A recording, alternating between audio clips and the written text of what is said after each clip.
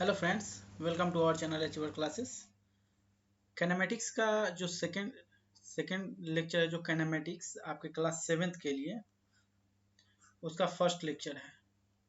जो चैप्टर आपका मेजरमेंट चल रहा है वो आपके सिलेबस खत्म होने तक चलेगा, ठीक है ना। उसके क्वेश्चंस वगैरह सब कुछ चलते रहेंगे, तो इम्पोर्टेंट है। बट जितना हम लोग को पढ़ना था जिससे कि हम लोग आगे प्रोसीड कर सकें, उतना हम लोगों ने पढ़ लिया है।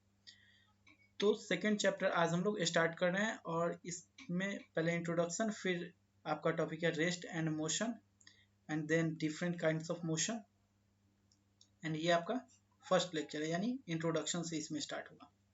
तो स्टार्ट करते हैं इस लेक्चर को।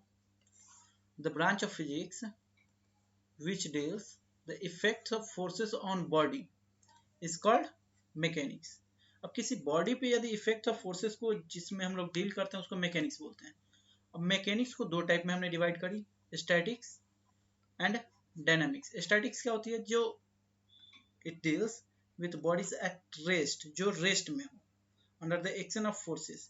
यानी एक बॉडी ऐसे हो और इधर से F1 लग रहा हो और इधर से F2, और F1 is equal to F2 हो, तो बॉडी मूव नहीं करेगी। यदि बॉडी रिजिड हो, यदि सॉफ्ट बॉडी हो तो वो तो क्रैश कर जाएगी ना। यदि फोर्स ज़्यादा हो तो, यानी मोर फोर्स, देन बॉडी क्या होगी? क्रैश कर जाएगी। बट रिजिड बॉडी हो तो बॉडी क्रैश नहीं करेगी। तो वहां पे हम बोल सकते हैं बॉडी क्या है? रेस्ट में है।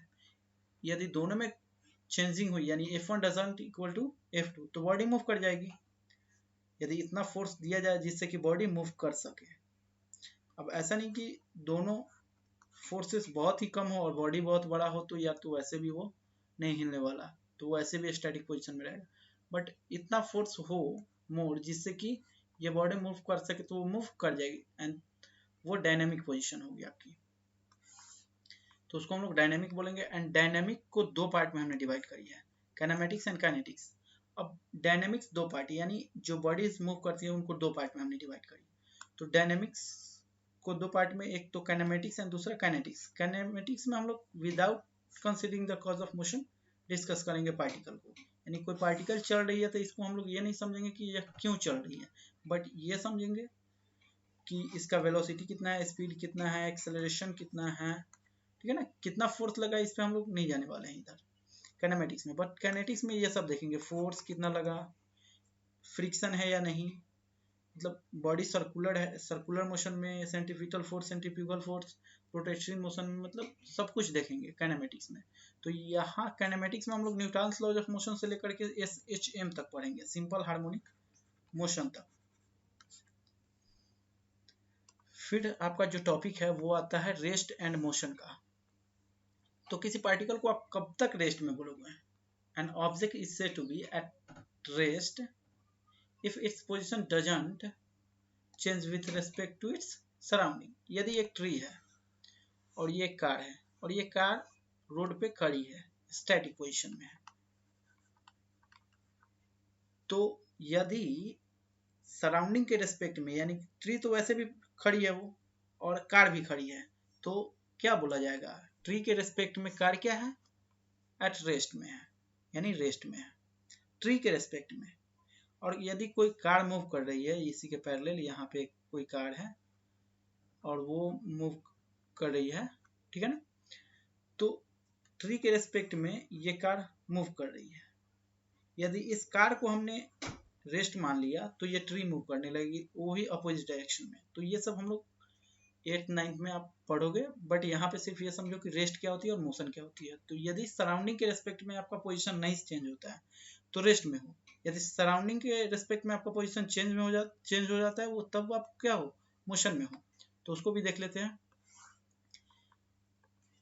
When the position of an object continuously changes with time के साथ in given surrounding, then we can say that the body is in motion। यहाँ पे एक सन है, आप समझो ये सन है, सोलर सिस्टम को अपने ले रहे हैं, और ये रहा आपका अर्थ। तो अर्थ इस पास पे रिवॉल्व करेगी, ठीक है ना, और इसी के पास एक मून होगा जो कि अर्थ को भी रिवॉल्व करेगी, ठीक है। तो इसके रेस्पेक्ट में ये क्या कर रही है? मूव कर रही है। Then we can say that the earth is moving with respect to the sun, यानी अर्थ क्या मोशन में है, बिकॉज इसका जो है कि क्या चेंज हो रहा है, पोजीशन चेंज हो रहा है, पहले यहाँ था, फिर यहाँ, फिर यहाँ, फिर यहाँ, ऐसे ऐसे, तो ये चेंज हो रही है। यानी पोजीशन यदि चेंज ना हो तो रेस्ट में, और पोजीशन चेंज हो तो मोशन में। अब यार ऐसे एग्जांपल लेते हैं। वैसे आप कंसीडर ये भी कर सकते हो कि यूनिवर्स में कोई भी ऑब्जेक्ट रेस्ट में नहीं है। पॉइंट ये है ना कि आप देख कहाँ से रहे हो, डिफरेंट यहीं, मतलब यहीं पे आपको पता लगेगा कि आप रेस्ट में देख रहे हो या फिर मोशन में। आप देख कहाँ से रहे हो मैटर ये करता है। आप यदि एक रूम में हो और अलमारी रखी हुई है, चेयर रखी हुई है, बेड है आपका, बुक्स है, तो वहाँ पे आप देखोगे कि आप यदि बैठे हो तो सब कुछ क्या है, रेस्ट में है। बट आप अपने रूम को छोड़ करके रोड पे कोई बाइक जा रही है, वहां से देखो तो यदि आप इस बाइक को रेस्ट में समझते हो तो ये क्या है, मोशन में, मोशन में है। वैसे ये छोड़ो यार, जैसे एक अर्थ पे ट्री है, अर्थ पे क्या है, एक ट्री है, समझो ऐसे ट्री है, और आप यहाँ पे खड़े हो, अर्थ में खड़े हो, तो ये यदि इसको देखते हो तो आप भी खड़े हो और ये भी खड़ा है, ये तो ऐसे भी खड़ा है, तो वो रेस्ट में लगेगा। लेकिन आप अर्थ से बाहर से देखो इस ट्री को, देन वो मोशन में रहेगा, क्योंकि अर्थ ही मूव कर रही है वहां पे। तो मैटर ये करता है ना कि आप देख कहाँ से रहे हो। Every particle is in moving condition, but आप देख कहाँ से रहे हो उस पर डिपेंड करेगा कि वो रेस्ट में है या फिर मोशन में है।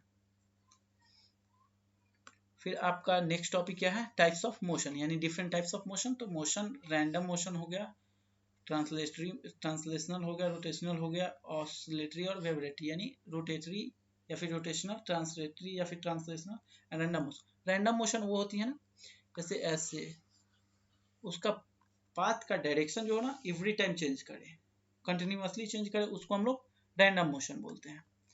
अब रैंडम मोशन तो हो गया। ट्रांसलेटरी मोशन क्या होती है, ट्रांसलेटरी मोशन दो टाइप की होती है।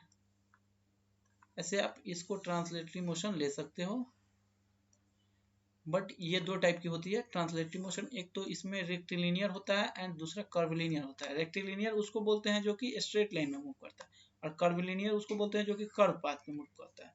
यानी स्ट्रेट लाइन में जब तक मूव करेगा कोई पार्टिकल, उसको आप रेक्टिलिनियर मोशन बोल सकते हो। यदि वो कर्व पाथ में मूव कर रही है वो पार्टिकल, तो वो कर्वलिनियर मोशन होगा। ठीक है, आप अपने बुक में जाकर के पढ़ लेना, पियर्सन का जो क्लास 7 का बुक है उसमें सब कुछ लिखा हुआ है आपका। पीरियडिक मोशन क्या होती है, अब motion that repeat it's self at regular interval of time is called a periodic motion. आप अपने सीलिंग फैन का एग्जांपल ले लो, जो आपके छत में लगी होती है सीलिंग फैन।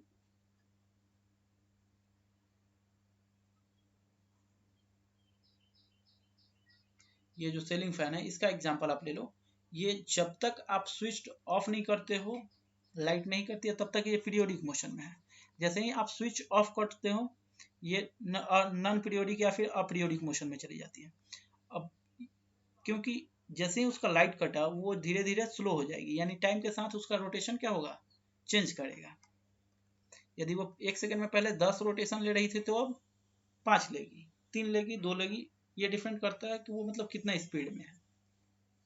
जैसे आप ऐसे ले लो एक एग्जांपल ऐसे, और यहाँ पे एक ब्लॉक ले लो आप, और इधर फोर्स लगा करके इसको छोड़ दो, तो ऐसे ऐसे मूव करती रहेगी। यदि ये सरफेस क्या हो, चिकना हो, यानी ये रुखड़ा सरफेस नहीं हो, ठीक है, मतलब स्मूथ हो, रफ सरफेस नहीं हो, तो यदि ये रफ ना हो तो, यानी स्मूथ हो तो, यानी कोई भी एनर्जी का लॉस ना हो, एयर फ्रिक्शन कुछ नहीं हो, देन ये इनफाइनाइट टाइम के लिए क्या करती रहेगी, मूव करती रह जाएगी, यदि इसमें कोई भी एक्सटर्नल फोर्स एक्ट नहीं करे।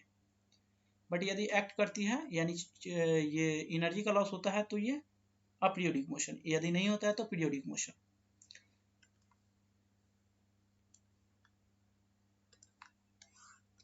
तो पीरियोडिक मोशन जो कि वो अपना पाथ जो है कि फिक्स्ड इंटरवल में चेंज करे, फिक्स इंटरवल ऑफ टाइम में चेंज करे, मतलब ऐसे रिपीट कर ले।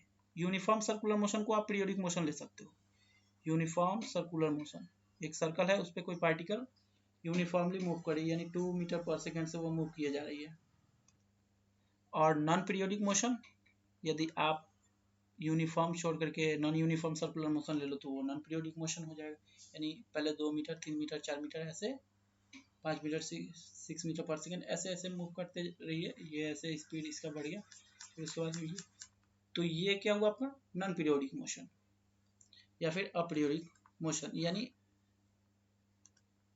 It repeat itself but not at fixed interval of time। वो अपने पाथ को रिपीट तो करे but fix interval of time. जैसे ये वाला मैं एग्जांपल ले रहा हूँ कि यहाँ पे एक ब्लॉक है, इधर फोर्स लगा, तो यदि ये रफ हो तो ये अपीरियोडिक या फिर नॉन पीरियोडिक का एग्जांपल हो गया, ठीक है ना। यदि आप रोड पे बाइक चलती हुई देख रहे हो आप, तो उसके व्हील को देखना आप, वो ट्रांसलेशनल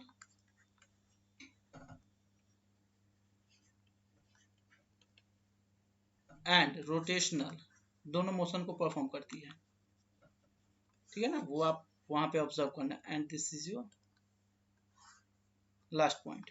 यदि आपको वीडियो अच्छा लगे ना तो लाइक ज़रूर करना। और लाइक कैसे, मतलब नीचे थंबनेल का बटन होगा उस पर क्लिक कर देना, लेफ्ट साइड वाला, एंड एक रेड बटन होगा उस पर क्लिक कर लेना यदि फर्स्ट टाइम वीडियो को आप वॉच कर रहे हो तो, ठीक है। और वहाँ पे ऑल नोटिफिकेशन पे भी क्लिक कर देना ताकि जितना भी मैं वीडियो अपलोड करूँ आपके पास पहले पहुँचे। Thanks for watching, God bless you.